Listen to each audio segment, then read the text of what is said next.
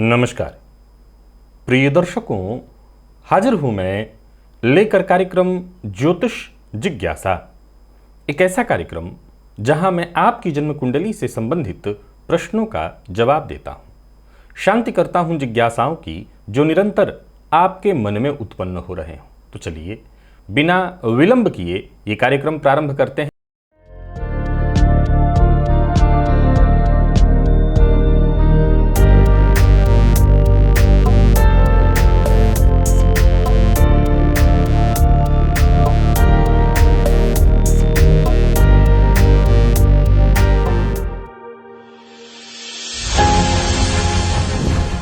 करते हैं। सबसे पहली जिज्ञासा है शशि तिवारी जी की। इन्होंने पूछा है, सिंह लग्न और मिथुन राशि, लग्न में सूर्य, दूसरे भाव में मंगल, अपने क्रोध और वाणी के कारण अपने सारे काम खुद ही खराब कर लेता हूं, क्या उपाय करूं? तंग आ गया हूं खुद के स्वभाव से, कोई ऐसा नहीं जो मेरा दुश्मन न बन जाए। सिंह लग्न में ही सूर्य का होना निसंदेह ये जातक को थोड़ा सा क्रोधी तो बनाता ही है, और दूसरे भाव में मंगल का हो जाना, ऊपर से आपने कहा है राशि आपकी मिथुन है, यानी वो सारे लक्षण विद्यमान हैं जो कड़वी वाणी, क्रोध के लिए जाने जाते हैं। देखिए, एक बड़ा सरल सा तरीका है। पहले तो आप नियम से प्राणायाम, योग करिए, योगाभ्यास से क्रोध पर नियंत्रण किया जा सकता है। क्रोध क्या है? प्रकृति प्रदत्त एक वरदान है। क्रोध क्या है?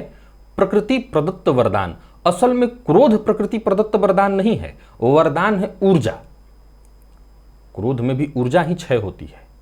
अब चूंकि जब इंसान कई बार बहुत अधिक ऊर्जावान हो और उसकी ऊर्जा सही जगह पर इस्तेमाल न हो रही हो,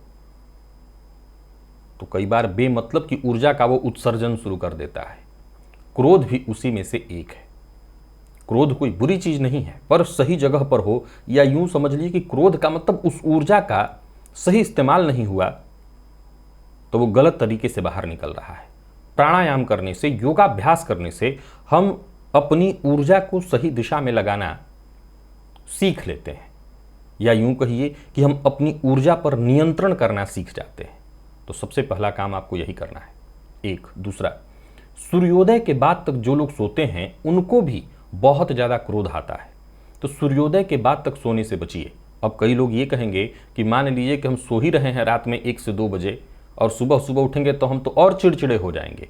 अब आपकी दिनचर्या ही गलत है तो निस्संदेह आप चिड़चिड़े होंगे। लेकिन विश्वास मानिए कि अगर समय से सो करके और प्रातःकाल ब्रह्म मुहूर्त में उठ जाया जाए, क्रोध खुद ब खुद शांत हो जाएगा। जिनको बहुत क्रोध आता हो वो मेरी इस बात को मान कर एक बार आजमा करके देख लें कि समय पर सो जाइए और लगभग 4 बजे तक, 4 साढ़े 4 तक उठ जाइए और जाकर के बाहर खुले में टहलिए। आप देखेंगे कि कुछ ही दिनों में आपके क्रोध पर नियंत्रण होने लगा। प्रकृति ने हर चीज का उपाय हमें ऑलरेडी पहले से ही विद्यमान कर दिया है, दे दिया है। अब हम उसका इस्तेमाल नहीं करते हैं तो ये अलग बात है। एक और मैंने उपाय अपने कार्यक्रम में बताया था कि लाल मिर्च मंगलवार के दिन लेकर के अपने ऊपर से 7 बार उबार करके बहते जल में प्रवाहित करिए, इससे भी क्रोध पर नियंत्रण होता है। तो आपको अगर ये उपाय सरल लगता है तो ये करिए, लेकिन मैं बता दूं कि आप अपनी समस्या का परमानेंट समाधान चाहते हैं तो इससे बेहतर है प्राणायाम, योगाभ्यास, सुबह सुबह टहलना। यही आपके क्रोध पर नियंत्रण करेगा। और फिर इसके बाद जब आप अपनी ऊर्जा का सही ढंग से इस्तेमाल करने लगेंगे, क्रोध पर नियंत्रण हो जाएगा, कोई दिक्कत नहीं होगी। फिर आरती श्रीवास्तव हैं, इन्होंने पूछा है, मेरे बेटे की कुंडली में वर्तमान में राहु की दशा चल रही है, और जैसा कि आप कहते हैं राहु की दशा में शिक्षा बाधित हो जाती है, उसके साथ ऐसा ही हो रहा है। उसका मन पढ़ने में नहीं लगता, परंतु पंचम भाव पर गुरु की दृष्टि है, क्या उसकी शिक्षा पूर्ण हो सकती है? मिथुन लग्न की कुंडली है। देखिए, मिथुन लग्न की कुंडली में राहु वैसे बहुत अकारक ग्रह नहीं है, पर शिक्षा काल में राहु नुकसान पहुंचाते हैं। वो शिक्षा पूर्ण नहीं होने देते, शिक्षा बाधित कर देते हैं। तुरंत ही एक लाजवर्त 9.25 रत्ती का लेकर के आप अपने बच्चे को उसके मध्यमा उंगली में, अगर ये बालक 15 वर्षों से ऊपर का है तो मध्यमा उंगली में शनिवार के दिन धारण करा दीजिए। 15 वर्ष के नीचे का है तो 7.25 रत्ती का बनवा करके गले में पेंडेंट के रूप में डलवा दीजिए। एक दूसरा, माता पिता में से स्वयं आप इस बच्चे के लिए या पिता कोई एक गणेश जी की आराधना प्रारंभ करिए। जैसे गणेश चतुर्थी का व्रत, बुधवार के दिन इस बालक को, अब तो ज़्यादातर मामलों में बच्चों की स्कूल होती है, तो कहाँ से आप लेकर के इस मंदिर में जा सकेंगे? तो सुबह नहीं तो शाम संभव है तो गणेश जी के मंदिर में इस बच्चे को लेकर के जाइए, गणेश जी पर दूर्वा अर्पित करवाइए। या फिर घर में अगर तुलसी जी हैं तो तुलसी जी में जल बुधवार के बुधवार विशेष रूप से इस बालक से दिलवाइए, घी का दिया जलवाइए, तो इससे इसके राहु शांत हो जाएंगे। अब रही बात देवगुरु बृहस्पति की दृष्टि यदि शिक्षा भाव पर है तो निसंदेह बच्चे की शिक्षा पूर्ण होगी, क्योंकि गुरु शिक्षा के कारक हैं और वो अगर पंचम पर दृष्टि डाल रहे हो तो किसी न किसी तरह से चाहे बाधा भले राहु उत्पन्न करें पर शिक्षा पूर्ण अवश्य हो जाती है। अभिनव शाह हैं, इन्होंने पूछा है शनि कुंडली में उच्चके होकर के बैठे हैं 18 अंश 13 कला पर, शुक्र कुंडली में तीसरे भाव में धनुराशि में बैठे हैं, क्या नीलम धारण करना सही रहेगा? शनि कुंडली में उच्चके होकर के बैठे, आपका शनि 18 अंश पर ऑलरेडी बहुत बलवान है और मैं समझता हूं कि जब शश महापुरुष योग बना रहे हैं, शश महापुरुष योग का प्रभाव तो आप जानते ही होंगे। शश महापुरुष योग महापुरुष योग है, अत्यंत श्रेष्ठ उच्च कोटि का राजयोग है, लेकिन बाकी के राजयोगों की अपेक्षा इस राजयोग के प्रभाव थोड़े अलग हैं। इसमें जातक के आगे बढ़ने की गति नहीं बढ़ती, वो गति यथावत धीमी ही रहती है। एक दूसरा, शश महापुरुष योग राजयोग है, अपना प्रभाव देता है, जातक को उसके जीवन काल में सब कुछ प्रदान कर देता है, इसमें कहीं कोई डाउट नहीं है, परंतु जातक का जीवन कहीं ना कहीं उदासीन भी बनाता है। याद रखिए, जब आप अपने जीवन काल में शनि को बलवान करना चाहते हैं तो इस बात का भी आपको ख्याल रखना है कि आपकी सोच, याद रखिए शनि पापग्रह है, लेकिन अगर उनकी परिणति, अंतिम परिणति देखें तो आपको ऐसा प्रतीत होगा कि असल में वो पापग्रह हैं ही नहीं, चूंकि वो दंडाधिकारी है, दंड देता है, न्याय करता है। तो न्याय करने वाला कहीं ना कहीं अगर देखा जाए तो उसका व्यवहार क्रूर होता है, क्रूर व्यवहार करता है। सीधी सी बात है, जब किसी को आप दंड देंगे तो उसकी नजरों में तो आप पाप ही कर रहे हैं, भले उसने वो पाप किया हो, उसने वो गलत कार्य किया हो, लेकिन दंड का जो अधिकारी है वो भी तो उस क्षण यही मानता है कि नहीं, मुझे सजा नहीं मिलनी चाहिए, क्योंकि उसके पास उसके कुछ तर्क होते हैं।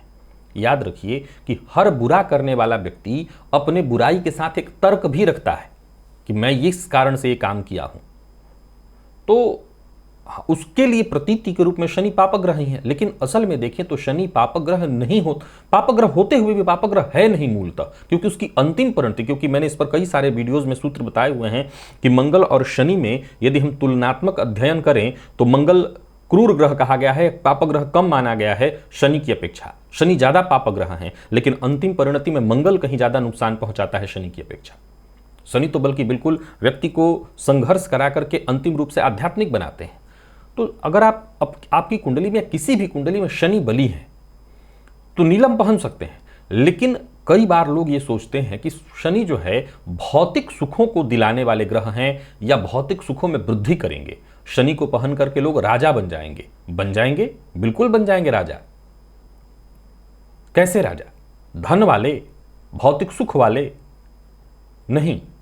अगर आप शनि को पहन करके, शनि को बलि करके भौतिक सुख वाले राजा बन भी जाएंगे तो फिर वो जब डंडा चलाएंगे, जब वो दंड देंगे तो वो कहीं ज्यादा कष्टदायी होगा। तो मैं नीलम पहनने की मनाही नहीं करूंगा, 100% नीलम पहन। अच्छा गौर करिए, एक बड़ा कमाल का विषय, मैं इस पर हमेशा सोचता हूं कि आखिर ये बात लाई कहां से गई होगी। देखिए कई बार कुछ ऐसी बातें समाज में लगता है कि भ्रांतियों के रूप में फैली हुई हैं, लेकिन फिर दिमाग में आता है कि कुछ तो होगा इसके पीछे रहस्य। जैसे नीलम के साथ ये लाइन जोड़ी हुई है कि नीलम पहनने से तुरंत ही अपना प्रभाव दे देता है, 2 से 3 दिन में व्यक्ति को ये हो जाता है। ऐसा कुछ नहीं होता, असल में देखा जाए तो ऐसा कुछ भी नहीं होता, और होता है तो हर रत्न के साथ होगा, केवल नीलम के साथ क्यों। परंतु असल में देखा जाए तो मेरे ख्याल से ये भ्रम फैलाने वाले लोग, या यूं कहिए कि इसको भ्रम नहीं कहूंगा, ये हितैषी लोग होंगे, ये जिन्होंने शुरू किया होगा वो जानते होंगे शनि के प्रभाव को, कि कोई भी व्यक्ति अगर शनि के रत्न को धारण करेगा तो उसके जीवन काल में उदासीनता आएगी। वो जिस राजा बनने की सोच को रखता है वो राजा वो वाला राजा नहीं है, वो जो सोचता है। शनि असल में अंतिम परिणति आध्यात्मिक देते हैं, तो आध्यात्म के क्षेत्र में आप राजा बन सकते हैं। आपको वो, जाहिर सी बात है कि जब आपके पास सर्वोत्कृष्ट सिद्धि आ रही हो, जब आपको भारत रत्न मिल रहा हो, तो बाकी के नीचे के रत्नों का क्या मतलब रह जाता है।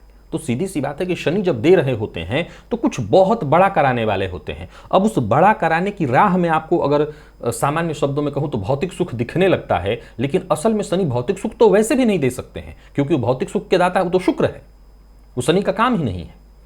तो आप नीलम पहनिए, कोई संशय नहीं, परंतु अगर कतई जीवन में कोई बुरी आदत है, क्योंकि आपकी कुंडली के हिसाब से आपको नीलम पहनना चाहिए, पर कतई कोई बुरी आदत है, शराब इत्यादि इत्यादि, तो मेरे हिसाब से उसकी जगह आप बस हनुमान जी की आराधना करिए, ऑलरेडी आपका शनि बहुत अच्छा है। उमंग सारस्वत ने पूछा है, 12वें भाव में बैठे सूर्य पर शनि की तीसरी और राहु की 5वीं दृष्टि पड़ रही, आंखों की तकलीफ सदा ही बनी रहती है, क्या उपाय करें? मिथुन लग्न की कुंडली है। अब देखिए, इस ऐसी स्थिति है आपकी कुंडली में, वृषभ राशि में सूर्य आपके बैठे हुए हैं, तो मैं आपको बता दूं कि शनि की दृष्टि और राहु की दृष्टि होने के कारण परेशानी तो होगी। चाक्षुषोपनिषद का पाठ करिए, सूर्य भगवान को अर्घ्य दीजिए, रविवार के दिन नमक का त्याग करिए, सूर्योदय के बाद तक मत सोइए, पिता का सम्मान करिए। ये सभी उपायों को करके आप अपने आंखों को भी बचा सकते हैं और सूर्यजन्य जो भी पीड़ा है उससे भी आप बच सकते हैं। संतोष देवकोटा, इन्होंने पूछा है, तुला लग्न की कुंडली में सूर्य सप्तम में उच्च के और पंचम में शनि बैठकर शनि की दृष्टि पड़ रही है, साथ ही साथ गुरु लग्न में है, जातक के स्वास्थ्य में परेशानी बनी रहती है, दाम्पत्य जीवन भी कलहपूर्ण है। तुला लग्न की कुंडली में सूर्य सप्तम में उच्च के, ठीक है, और पंचम के शनि बैठे हैं, शनि की दृष्टि पड़ रही है, साथ ही साथ गुरु लग्न में है, ठीक। देखिए, लग्नगत गुरु की दृष्टि पंचम भावगत शनि पर और सूर्य पर दोनों पर पड़ रही है, जिसके चलते, क्योंकि सीधी सी बात है कि जो देव गुरु हैं, ध्यान से समझिएगा, यहाँ पर सूत्र कुछ बन रहे हैं, अच्छा वाला भी और कुछ बुरा वाला भी। चूंकि पहले तो देव गुरु को ले लीजिए, देव गुरु का लग्न में होना वैसे बहुत अच्छा है, दिग्बली होते हैं, लेकिन तुला लग्न की कुंडली में अकारक ग्रह बन जाते हैं, मारक बन जाते हैं। अब मार्केस लग्न में बैठकर के वैसे तो मूल स्वभाव है परेशानी ही उत्पन्न करना, लेकिन मैंने कई बार इस पर जिक्र करके समझाया है आपको कि बात यदि शनि की आए तो वो कहीं ना कहीं विशेष कष्टदायी होते हैं। गुरु उस कदर मारक ग्रह नहीं है, लेकिन फिर भी चूंकि मार्केस है तो मार्केस का ही प्रभाव देगा। तो चूंकि ये बात हमेशा ध्यान रखिए कि गुरु की दृष्टि कभी भी खराब नहीं होगी। जैसे मकर लग्न की कुंडली हो, तुला लग्न की कुंडली हो, कुंभ लग्न की कुंडली हो, वहां भी शनि कारक ग्रह होकर के भी उनकी दृष्टि का प्रभाव कमोबेश वैसा ही होगा। वैसे ही गुरु की दृष्टि चाहे वो अकारक और मारक ही क्यों ना हो, उनकी दृष्टि का प्रभाव वैसा ही होगा, जो हमेशा अमृतमयी आप जिसे समझते हैं। तो गुरु की दृष्टि पंचमगत शनि और सप्तम पर पड़ने से वो दाम्पत्य को बचाने का काम करेंगे, लेकिन स्वयं लग्न में बैठकर के कुछ परेशानियां जो आपके स्वास्थ्य में आ रही है निरंतर, वो होगा। सूर्य कौन है? सूर्य निज है, सेल्फ, और वो सूर्य उच्च राशि में शनि की दृष्टि, शनि रोग कारक ग्रह है, शनि की दृष्टि से दृष्ट हो रहा है, इसलिए परेशानी उत्पन्न हो रही है और दाम्पत्य जीवन में कलह की स्थिति आप जो बता रहे हैं वो तो होगी ही होगी। तुला लग्न की कुंडली है, सबसे पहले तो देवी की आराधना शुरू करिए, देवी की निरंतर आराधना का शुरू करिए, सिद्ध कुंजिका स्तोत्र का पाठ करिए। दाम्पत्य जीवन में कलह है तो जीवन साथी का सम्मान करिए, जीवन साथी के साथ ऐसा व्यवहार हो करिए ही मत जिससे दाम्पत्य जीवन में किसी भी तरह की कलह और परेशानी की स्थिति बने। और साथ ही साथ आप सूर्य को अर्घ्य देना प्रारंभ करिए, तो इससे भी आपको फायदा मिलेगा। और गुरुवार का व्रत करिए, 11 गुरुवार का व्रत करिए, लाभ होगा इससे। गीता चतुर्वेदी हैं, इन्होंने पूछा है, वृश्चिक लग्न की कुंडली में बुध लग्न में ही बैठे हैं और मंगल तीसरे भाव में उच्च के बुध की महादशा शुरू हुई है, क्या मेरे लिए दशा जानलेवा साबित होगी? वृश्चिक लग्न की कुंडली में बुध लग्न में ही बैठे हैं और मंगल तीसरे भाव में, तो वृश्चिक लग्न की कुंडली में वृश्चिक धन मकर, मंगल उच्च के होकर के बैठे हैं, अच्छी बात है। लग्नेश उच्च का है, बुध लग्न में अकारक अथवा मारक ग्रह बन जाता है, वृश्चिक लग्न के लिए मारक ही बन जाता है। देखिए, अभी मैं वो चर्चा शनि के लिए कर रहा था। देखिए, बुध भी अगर मारक बने तो जैसे गुरु मारक बनेंगे तो स्वास्थ्य में छोटी मोटी परेशानियां, वैसे ही बुध भी स्वास्थ्य में छोटी मोटी परेशानियां, त्वचाजन्य रोग, त्वचा को रूखा करना, तो त्वचाजन्य कुछ न कुछ समस्याएं उत्पन्न करना, ऐसा करेंगे। क्योंकि आपने जैसा बताया है कि आपके लग्नेश तीसरे में बैठे हैं, तो वो उच्च राशि में बैठे हैं, वृश्चिक लग्न की कुंडली में तीसरा भाव मकर राशि, वहां मंगल उच्च के होकर कारक भाव में भी बैठे हुए हैं। अब लग्नेश के बली होने के चलते जो बुध अकारक होकर के लग्न में बैठ करके कष्ट देगा, मैं इस बात की पुष्टि नहीं कर रहा हूं कि कष्ट नहीं होगा, जाहिर सी बात है, मार्केस की दशा का प्रभाव तो होगा ही होगा, तो कष्ट तो होगा, लेकिन फिर भी ऐसा कोई जान जाने वाली बात नहीं कही जाएगी। हाँ, अगर ये देखा जाए कि बुध की डिग्री कितनी है, क्योंकि बुध अगर देखा जाए तो इस लग्न के लिए बिल्कुल अकारक ग्रह ही है, मारक ही है, बल्कि अष्टमेश बनता है, तो आप ये जरूर देख लीजिए कि बुध की डिग्री कितनी है। अगर बुध बलवान स्थिति में है तो आयु को कोई नुकसान नहीं है, बाकी कोई चिंता करने की आवश्यकता नहीं। और शनि की स्थिति को भी अपनी कुंडली में देख लीजिएगा। बाकी मंगल के पास बल होने के चलते आयु में कोई समस्या मुझे नहीं दिखाई पड़ती है। फिर भी बुध जन्य परेशानी से बचने के लिए हरा मूंग बुधवार के दिन पक्षियों को दीजिए, साथ ही साथ गणेश जी की आराधना भी करिए, गणेश जी को दूरबा जाकर के चढ़ाइए। और बाकी मुझे लगता है कोई दिक्कत नहीं। फिर भी अगर बहुत ज़्यादा मन चिंतित हो किसी बात को लेकर के, तो भोलेनाथ की आराधना, शिव जी की आराधना करने से किसी भी तरह से आयु पर चल रही परेशानी, खतरा, अगर कुंडली जब तक आप बढ़िया से किसी से समझ नहीं लेते हैं कि विषय कैसा है, क्योंकि मार्केस का समय है तो जरूर सावधानी विशेष रूप से बरतनी चाहिए, लेकिन जब तक आप नहीं समझ सकती, सुरक्षा का उपाय यही है, भोलेनाथ की आराधना भी साथ साथ करते रहिए, सुरक्षित रहिएगा। ये प्रश्न परवेज अंसारी, इन्होंने पूछा है, तुला लग्न में सूर्य, गुरु और राहु की युति पर शनि की दृष्टि है, जीवन में परेशानी हर क्षेत्र में बनी हुई है, लग्नेश शुक्र बेहद कमजोर है, ज्योतिष में मेरी काफी रुचि है, मैं ग्रह स्थितियों को समझता हूं, क्या करूं कि जीवन में कष्ट और परेशानी से थोड़ी राहत मिले, अब तो जीवन जीने का ही मन नहीं करता, कुछ उपाय बताएं। सर उपाय तो मैं बताऊं, लेकिन आप मेरे बताए उपाय करेंगे फिर। तुला लग्न में सूर्य, गुरु और राहु, देखिए मैं ऐसा तो कुछ नहीं कहूंगा आपको, मैं सिर्फ 2-3 बातें आपको कह देता हूं। मैं ये नहीं कहूंगा कि आप कल से सूर्य भगवान को अर्घ्य देने लगिए। मैं प्रायः मेरे पास आते हैं लोग, चाहे वो क्रिश्चियन हो, ईसाई हो या सिख भी लोग भी आते हैं, उनसे मैं पूछ लेता हूं कि क्या आप पूजा पाठ करेंगे, हमारे धर्म का, सनातन धर्म को मानेंगे, उसको पूजा पाठ करेंगे। ऐसा कोई जिद नहीं है, क्योंकि ज्योतिष हर किसी के लिए है। अगर आप करते हो, जैसे आपने कहा ज्योतिष में रुचि है, तो ज्योतिष में रुचि बहुत लोगों को है, लेकिन जरूरी नहीं कि सब लोग पूजा पाठ करते हो। तो मैं आपको सरल कुछ रास्ते बताता हूं। देखिए आपकी कुंडली के हिसाब से जो आपने बताया है, तुला लग्न में सूर्य यानी नीच के हो गए, गुरु और राहु की युति पर, यानी गुरु और राहु भी साथ साथ बैठे हैं, तो गुरु और राहु की युति होने के चलते वहां ग्रहण और चांडाल की स्थिति भी संभवतः बनी हुई हो, ऊपर से शनि की दृष्टि पड़ी है, तो जीवन में संघर्ष और परेशानी की स्थिति तो होगी। और लग्नेश आप कह रहे हैं कि बेहद कमजोर है, तो देखिए मैं आपको एक बात बताता हूँ। सूर्य अगर लग्न में है और आपने कहा मैं ज्योतिष को समझता हूँ, सूर्य नीच राशि में बैठे हैं, मैं नहीं जानता आप मांसाहार करते हैं या ज्योतिष को समझने के हिसाब से आपने मांसाहार छोड़ दिया है, लेकिन अगर आप करते हैं तो हो सके तो छोड़ दीजिए, क्योंकि ऑलरेडी देखें आप तो आपकी कुंडली में सूर्य लग्नगत है, सूर्य कमजोर पड़ रहे हैं, गुरु भी वहीं पीड़ित हो रहे हैं शनि की दृष्टि से। तो सबसे पहला तो आपने खान पान पर ही नियंत्रण रखना होगा। तो पहला काम ये करिए, सूर्योदय के समय आप भी उठिए। मैं ये नहीं कहूंगा कि आप सूर्य को अर्घ्य दीजिए, लेकिन कम से कम सूर्योदय के समय तो उठ ही सकते हैं। सूर्योदय के बाद तक सोना ठीक नहीं है, तो ये करना शुरू करिए। बाकी आप अपने धर्म में जो भी आपकी होती हो, आप वो पूजा पाठ अपना करिए, कोई दिक्कत नहीं है। अपने तीर्थ या जो भी जगह आपके बनाए हुए हैं उन जगहों पर जाइए, उससे आपको फायदा मिलेगा। संभवतः एक और रास्ता मैं आपको बताता हूँ। वैसे तो आपके लिए शुक्रवार आपका बड़ा पवित्र दिन होता है, लेकिन मेरी राय है कि अगर आप पूजा पाठ न भी करें, लेकिन रविवार के दिन बेहद सात्विक अपना भोजन रखें। न खाएं तो ज़्यादा अच्छा है, खाते हैं तो फल वगैरह खा करके रहिए, सात्विक अन्न खाइए, आपको बहुत हद तक इससे राहत मिल जाएगी। तो आप इतना ही करके देखिए और दिनचर्या अपनी थोड़ी सुधार लीजिए, देखिए इससे फायदा जरूर मिलेगा। बाकी आप अपने धर्म के जो भी नियम पालन वगैरह करने होते हैं वो करते रहे होंगे, तो उसको करते रहिए। याद रखिए कि चाहे आप किसी भी धर्म के हो, चाहे आप किसी भी धर्म के हो, धर्म मजहब जो भी हो, आपको जो भी आस्था के नाम पर जो भी सिखाया और बताया गया है, अगर आप उसका सही ढंग से पालन करते हो, मैं धर्म का अर्थ हमेशा बताया करता हूं अपने कर्तव्य का पालन करना, तो अगर आप उसका सही ढंग से पालन करते हो तो मैं समझता हूं कि आप अपनी परेशानियों से वैसे भी बाहर निकल आएंगे।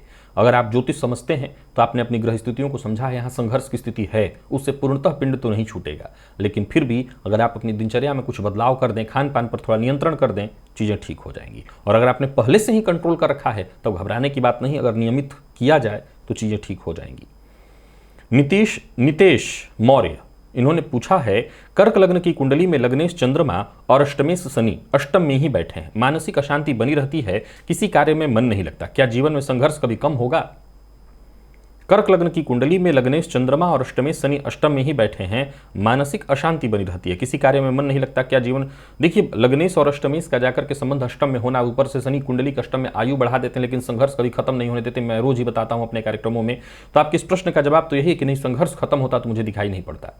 ऊपर से अगर आपकी जन्म कुंडली और चंद्र कुंडली दोनों बनाई जाए तो दोनों में आपकी कुंडली में विषयोग का निर्माण है, और शनि का जो संबंध है वो संघर्ष कराने वाला है, क्योंकि चंद्र कुंडली में लग्नगत शनिदेव हो जाएंगे। बस एक ही रास्ता है, एक पूर्णिमा का व्रत, माता का सम्मान करिए और शिव जी की आराधना करिए। देखिए सावन का महीना चल रहा है, कुछ नहीं, बस भोलेनाथ की शरण में बने रहिए।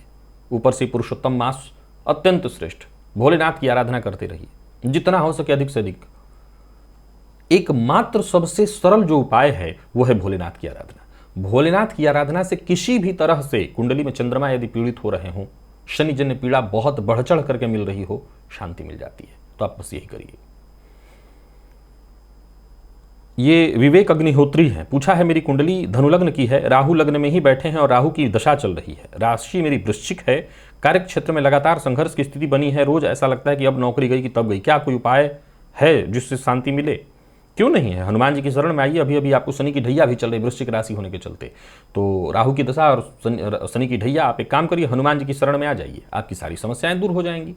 हनुमान जी की शरण में आइए, हनुमान जी का दर्शन करिए, प्रत्येक शनिवार और मंगलवार के दिन हनुमान जी के मंदिर की 3 प्रदक्षिणा करिए, हनुमान चालीसा का पाठ जब जब समय मिले 108 पाठ करिए, क्यों नहीं शांति मिलेगी? 100% मिलेगी। और तो और पीपल वृक्ष की जड़ को जल से सींचिए, गणेश जी को बुधवार के दिन जाकर के दूर्वा अर्पित करिए। तो आप ये उपाय करिए, कुत्ते को खिलाइए कुछ ना कुछ कभी कभार जब भी मौका मिले।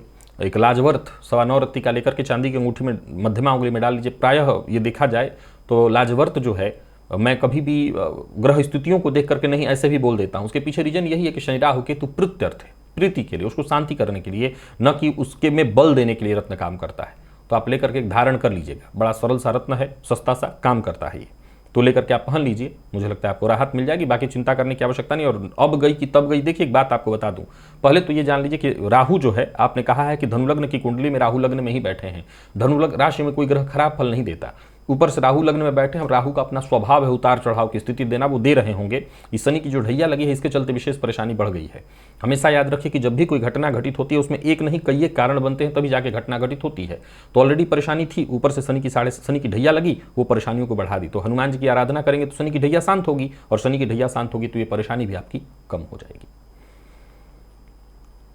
प्रिंस गुप्ता है, पूछा है इन्होंने, वृषभ लग्न की कुंडली, शुक्र नीच के और शनि की दृष्टि से दृष्ट, प्रेम के क्षेत्र में मुझे कभी सफलता नहीं मिली, क्या दाम्पत्य जीवन भी सुखद नहीं रहेगा? क्योंकि सप्तमे मंगल षष्ठ में है, सप्तम भाव सुप्त है। वृषभ लग्न की कुंडली, शुक्र नीच के और शनि की दृष्टि से दृष्ट। जी, शुक्र पर शनि की दृष्टि हो तो निसंदेह प्रेम के क्षेत्र में असफलता का मुंह तो देखना ही पड़ता है। अब रही बात दाम्पत्य जीवन की, तो देखिए आपकी कुंडली में सप्तम पति, जैसा आपने बताया, षष्ठ में बैठे हैं, भी सुखद दाम्पत्य की बात तो नहीं कर रहे, क्योंकि शुक्र पर शनि की दृष्टि भी दाम्पत्य जीवन को सुखद नहीं रहने देता। एक रास्ता है कि आप ये प्रश्न मुझसे पूछ रहे हैं, इसका मतलब शायद आपका विवाह न हुआ हो। अगर अभी नहीं हुआ है तो फिर कुंडली मिलाकर के विवाह करिएगा। कुंडली मिलाकर के विवाह करेंगे, कुंडली अच्छे से मैच हो जाए तो ऐसा भी नहीं होगा कि दाम्पत्य खराब भी होगा, चलाया जा सकता है, घबराने की कोई आवश्यकता नहीं, दाम्पत्य को ठीक किया जा सकता है। तो कुंडली मिलाइए और मिला करके विवाह करिए। देखिए सप्तम भाव सुप्त है, सप्तम भाव सुप्त होने का एक सीधा सा मतलब तो तय है कि दाम्पत्य बहुत सुखद नहीं है, क्योंकि सप्तम भाव सुप्त और सप्तम षष्ठ में बैठे हैं, सप्तम कारक पीड़ित हैं। तो अगर साधारण शब्दों में एक लाइन जवाब दूं तो बिल्कुल ये कुंडली कहती है दाम्पत्य सुखद नहीं है। प्रेम के क्षेत्र में सफलता नहीं मिली, सवाल का क्या जवाब है? दिन भर यही करते हैं कि और भी कोई काम करते होंगे, या ये भी काम बना लिया है इसको कि प्रेम करते जाइए और पता करते जाइए कि सफलता वहाँ मिल रही है कि नहीं मिल रही है। तो उसको तो कोई बात नहीं, उसके लिए मैं कुछ नहीं कहूँगा, लेकिन दाम्पत्य जीवन के मामले में इतना जरूर कहूँगा कि आप कुंडली मिलाकर के विवाह करिए, क्योंकि इस कुंडली के हिसाब से दाम्पत्य बिल्कुल सुखद नहीं है। तो कुंडली मिलाकर के विवाह करिए तो दाम्पत्य जीवन कुछ हद तक ठीक होगा।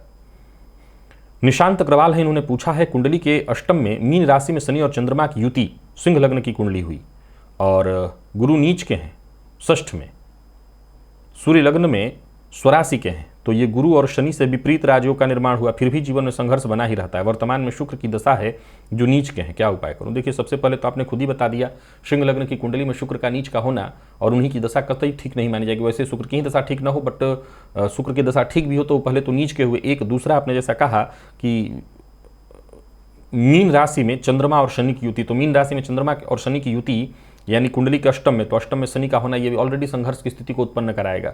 तो परेशानियां कहीं ना कहीं है। विपरीत राजयोग की बात जहां तक कर रहे हैं तो मैं वो भी बताता रहा हूं अपने कार्यक्रमों में कि विपरीत राजयोग भी कुछ वैसा ही है कि जीवन में जब संघर्ष की वृद्धि हो तभी जाकर के व्यक्ति वहां से निकलता और निखरता है। अभी तो आपको 7.5 ही चल रही है, कुछ नहीं, आप सबसे पहले तो कुछ आराधना करिए, सूर्य भगवान की आराधना शुरू करिए, गुरुवार का व्रत करिए, रविवार के दिन नमक का त्याग करिए, भुवन भास्कर को अर्घ्य प्रदान करिए, ये सारे उपाय पहले करिए। विषयोग है, विषयोग की शांति कराइए, शिवलिंग पर प्रत्येक सोमवार को जाकर के जल अर्पित करिए, तो इससे शांति मिले। और संघर्ष खूब बढ़ाइए, संघर्ष से घबराइए मत, संघर्ष बढ़ेगा तो निसंदेह विपरीत राजयोग का आपको लाभ भी मिलेगा। अगला प्रश्न है छाया सिंह जी का, इन्होंने पूछा है, सिंह लग्न की कुंडली में लग्नेश सूर्य लग्न में ही है पर शनि से दृष्ट, चंद्रमा के मद्रुम में है और गुरु षडाष्टक योग में, साथ ही राहु की दृष्टि भी चंद्रमा पर है, क्या उपाय करूं? जीवन में धन की चिंता बनी ही रहती है। सिंह लग्न की कुंडली में लग्नेश सूर्य लग्न में ही है पर शनि से दृष्ट, चंद्रमा के मद्रुम में है और गुरु से षडाष्टक योग में, साथ ही राहु की दृष्टि भी चंद्रमा पर है, क्या उपाय करूं? जीवन में धन की चिंता बनी रहती है। सबसे पहले तो केमद्रुम की शांति कराइए और चल ही रहा है सावन का महीना, भोलेनाथ पर गन्ने के रस से अभिषेक शुरू कर दीजिए, श्री सूक्त का नित्य पाठ करिए, बिल्कुल धन की समस्या दूर हो जाएगी। भोलेनाथ देखिए, ग्रह से ऊपर भी परमात्मा है, परमात्मा की शरण में चला जाए सब कुछ ठीक हो जाएगा। तो भोलेनाथ पर गन्ने का रस अर्पित कर दीजिए, एकदम समस्या दूर हो जाएगी। और रही बात कि आपकी जो परेशानी है, बिल्कुल मुझे लगता है उसमें अंतर आ जाएगा, तो चिंता की कोई आवश्यकता नहीं। और गौतम दत्ता है, इन्होंने पूछा है मेष लग्न की कुंडली, लग्न 2 वंश 23 डिग्री का है, पर लग्न पर गुरु शुक्र और शनि की दृष्टि है, तो क्या इससे लग्न बलवान होगा? देखिए, लग्न बलवान तो अपने अंश बल से और लग्नेश के बली होने से होगा, पर फिर भी हाँ, ज्योतिष शास्त्र कहता है कि लग्न पर यदि एक से अधिक ग्रहों की दृष्टि पड़े तो उससे भी लग्न बली होता है। तो निसंदेह आप देखें तो मेष लग्न की कुंडली में आपने कहा है गुरु की दृष्टि, निसंदेह शुक्र और शनि की दृष्टि का कोई विशेष मतलब भले ना हो, लेकिन गुरु की दृष्टि जो पड़ रही है निसंदेह उससे लग्न बली होगा। और शुक्र की बात करें तो शुक्र भी तो शुभ ग्रह, बल्कि आपके कहने का जो मतलब है कि शुक्र की दृष्टि है तो कम से कम बाकी शनि और गुरु चाहे किसी और भाव में भी हों, लेकिन शुक्र तो सप्तम में ही होंगे, फलतः मालव्य योग भी है। तो बिल्कुल इन दोनों कम से कम ग्रहों की दृष्टि का प्रभाव तो अत्यंत श्रेष्ठ, और उससे लग्न को बल अवश्य मिलेगा। तो प्रिय दर्शकों, आज इतनी ही जिज्ञासाओं को लेकर के आप सबके सम्मुख उपस्थित हुआ था। आशा करता हूं जिन लोगों के प्रश्न आज इस कार्यक्रम में सम्मिलित हुए उनकी जिज्ञासा शांत हुई, और बाकी के जो दर्शक देख रहे हैं उनके भी कुंडली संबंधित अगर ये प्रश्न मिलते जुलते होंगे तो उनकी भी जिज्ञासा शांत हुई होगी। यदि आपके मन में कोई जिज्ञासा है अपनी जन्म कुंडली से संबंधित, तो आप अपने प्रश्न कमेंट में लिख दीजिए। चुनाव होगा, हो सकता है इंतजार थोड़ा आपको करना पड़े, लेकिन आपकी बारी आएगी अवश्य। आज के लिए बस इतना ही, इजाजत दीजिए, पुनः मुलाकात होगी। तब तक के लिए नमस्कार।